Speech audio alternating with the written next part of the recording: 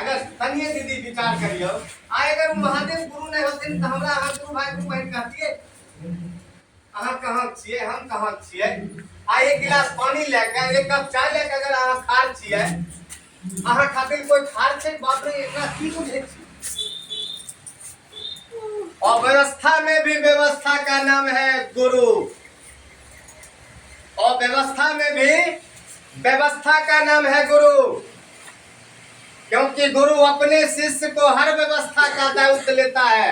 हमारा आपका मन नहीं समझ रहा है नहीं समझ रहा है इसलिए कुछ कुछ मांग लेते हैं लेकिन आज याद कर लीजिए कि महादेव गुरु रूप में हर चीज की व्यवस्था सोचता है अपने शिष्य के लिए क्योंकि पूरा का पूरा उत्तरदायित्व गुरु अपने जिम्मा रखता है अपने शिष्य का।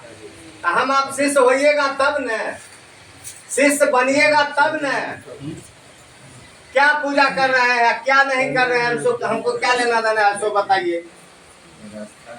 अगर पूजा पाठ परिणाम दिया या दे रहा है लोग पूजा पाठ करके इसी महादेव से बहुत कुछ लिया इसी महादेव से मैंने पूजा पाठ करके बहुत लोग लिया अतूक संपत्ति उनसे लिया लेकिन नतीजा क्या हुआ रहा कोई रहा। अरे भोग की सामग्री आप तभी न जुटा सकते हैं जब भोगने की समझ होगी। मोटरसाइकिल आप तभी न खरीदिएगा जब चलाने का ज्ञान होगा। चलवे लेवे करता है मोटरसाइकिल किनने के लिए व्याकुल है सरकार हमको किन दीजिए जाइए उन्हें कर लीजिए। अरे भोग ईश्वर के रूप में इसी जगह समझने का बात है समझ लीजिए ईश्वर के रूप में भोग देते हैं या वरदान भी देते हैं लेकिन यही महादेव गुरु के रूप में दोनों चीज देते हैं।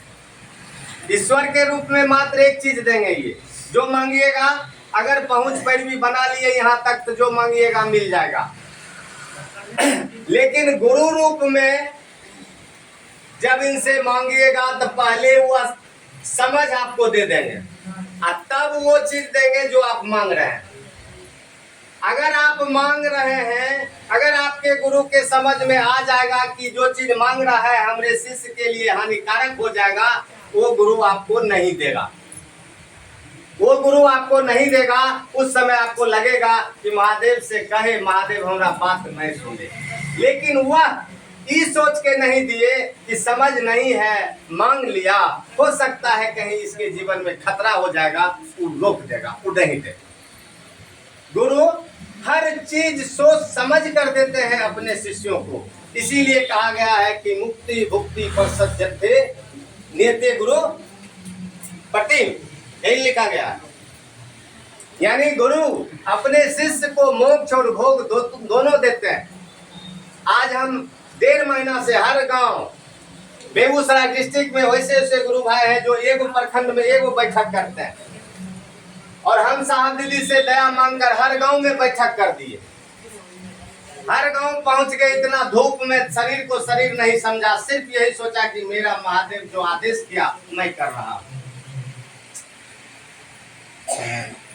और हर एक जगह कहा साप्ताहिक आप कर रहे हैं कीजिए कोई दिक्कत नहीं है लेकिन हर गांव में एक बैठक 15 दिन पर आप जरूर कीजिए भले उसमें हमको मत बुलाइए हम ऐसे भी अब जाना नहीं चाहते हैं। क्यों हम चाहते हैं कि आपसे बीच से अलग हो जाएं। कुछ भाई बहन आपके बीच बना रहना चाहते हैं हम चाहते हैं कि आप आपके बीच से निकल जाएं। क्यों आपको खुद करना है आपको खुद चलना है हमरे पीछे माथा लगाइएगा आप रुक जाइए। 15 दिन में एक दिन बैठक जरूर रखा कीजिए अगर नहीं 15 दिन में होता है 1 महीना में एक बैठक जरूर रखिए।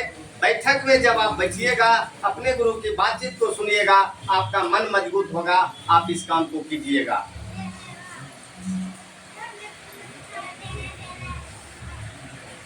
और नहीं कीजिएगा तो हम क्या करेंगे सो कहिए। जबकि इतनी छूट साहब दे रखी है इतनी छूट साहब दे रखी है कि आज तक किसी ने छूट दिया ही नहीं शिष्य को। कहा हम कहाँ कुछ रोक रहे हैं जो मन है सो कीजिए न भैया कम से कम महादेव का काम तो ईमानदारी से कीजिए। शरीर है परिवार है कमाएंगे नहीं तो खाएंगे कहाँ से और बात नहीं करेंगे तो जिएंगे कैसे। इसका मतलब शिव चर्चे में लाके सब रख दीजिए, अपना दुनिया जीवन के लिए महादेव को बेचना शुरू कर दीजिए, ये अच्छी बात नहीं है। एक शिव शिष्य के लिए ये शोभा नहीं देता। बाकी आप कीजिए, जो मन है सो कीजिए, कोई लोग आपको कुछ नहीं कहने के लिए तैयार है, कोई नहीं मना करेगा, लेकिन कम से कम इस शिव चर्चा में साफ सुथरा रहिए दीदी, क्योंकि यही घर हमारे आपके जीवन का वाजिब मददगार है। और जो आपको मदद कर रहा है उसी को पैना से डंगाइएगा तब दिक्कत हो जाए। अरे ये हर आंख के आंसू को पोंछने वाला,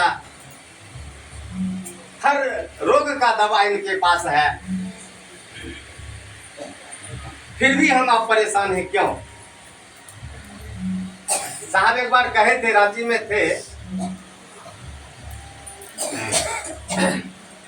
साहब कहे लोग दुख का रोना रोता है।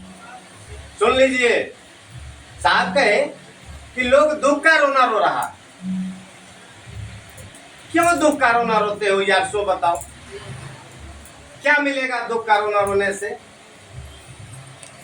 जब तुमको दवा दे दी गई है तब फिर दुख का रोना क्यों रो रहे हो, सो बताओ। अरे 3 सूत्र को समझते क्या हो तुम लोग? ये 3 सूत्र पावरफुल चीज है। आप जो जहां इस 3 सूत्र को जहां अप्लाई कीजिएगा वहीं से परिणाम आ जाएगा। हम लोग दवा खाते नहीं हैं, रोग के बारे में हल्ला करते हैं।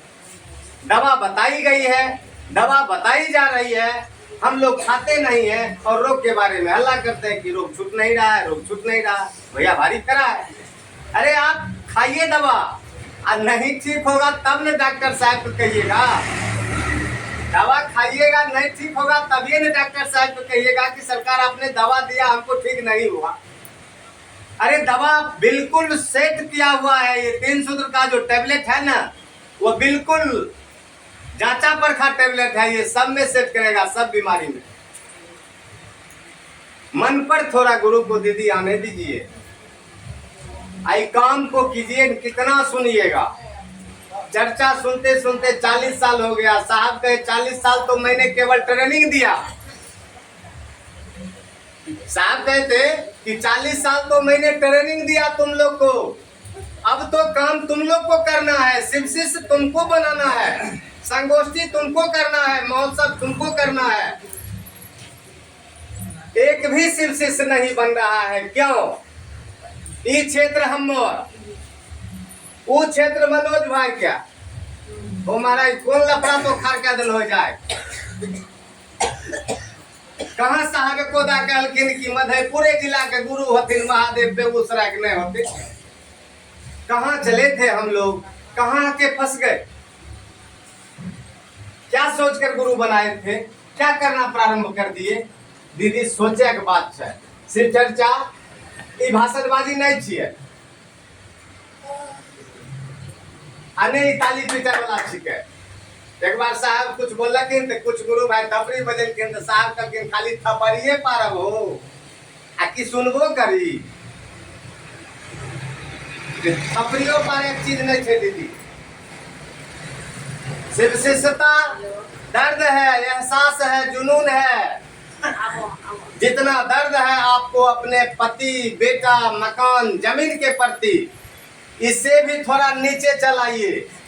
जितना प्रेम आपको है अपना टूटल का चप्पल से, सब लोग खोल के बैठे होंगे, यहाँ से उठिएगा तो किसी का चप्पल किसी को आवाज नहीं देगा कि दीदी है जे आके पहन लियो। लेकिन सब लोग अपना अपना चप्पल ढूंढ लीजिएगा। क्यों? इसलिए कि चप्पल मेरी है, जबकि 2 दिन के बाद वो साथ छोड़ देगा। खेलो चप्पल होगा, 5 दिन में टूटेगा, फिर भी उस चप्पल को आप ढूंढ लीजिएगा। इसीलिए कि आपका मन समझ रहा है कि चप्पल मेरा। साहब कहे कि उतनो मोहब्बत अगर महादेव से हो जाएगा तो जीवन में बल्ले बल्ले हो जाएगा। टूटल को चप्पल इतने प्रेम कम से कम दीदी महादेव से जगा लीजिए, जीवन सार्थक हो जाएगा, जीवन सुंदर हो जाएगा। फिर आपके बीच और गुरु के बीच कुछ बचेगा ही नहीं। अभी कहते भैया कि गुरु और शिष्य की चेतना को एक में सुनिश्चित करते हैं, और इसी चीज को हमारे कबीर साहब बड़ा सुंदर शब्द कहे हैं कि जो बात अभी एगो गुरु भाई बोले कि दिमाग से जो बात होता है वो विचार कहलाता है। सही बात है कि जो विचार जो वाणी से निकल रही है हमारे आपके, पहले ये ब्रेन से बनता है। विचार ब्रेन का चीज है, दिमाग का चीज है, लेकिन विशेषता ये विचार से दिमाग से नहीं चलेगा। इसके लिए तो यहाँ उतरना पड़ेगा, यहाँ उतारना पड़ेगा। कितना सुंदर भाव हमारे कबीर साहब दिए हैं कि जिस तरह एक जल, उसको गर्म कीजिए भाप बन जाएगा, फिर उसको संघनित कीजिए बर्फ बन जाएगा। देखिए, एक जल 3 रूप। अब फिर उस बर्फ को आप गलाना शुरू कीजिएगा, पिघलाना शुरू कीजिएगा, तो फिर वो माने बाष्प बन के पानी होगा। फिर जो जिस माने जैसा उसका स्वरूप था, पूर्व का जो स्वरूप था, उस स्वरूप में वो चला आता है। हम आप केवल इस बात को समझ नहीं पा रहे, हाँ सुन रहे हैं कि दीदी फलना भैया इतने बढ़िया बोल रखे, ये सुनला से की होते।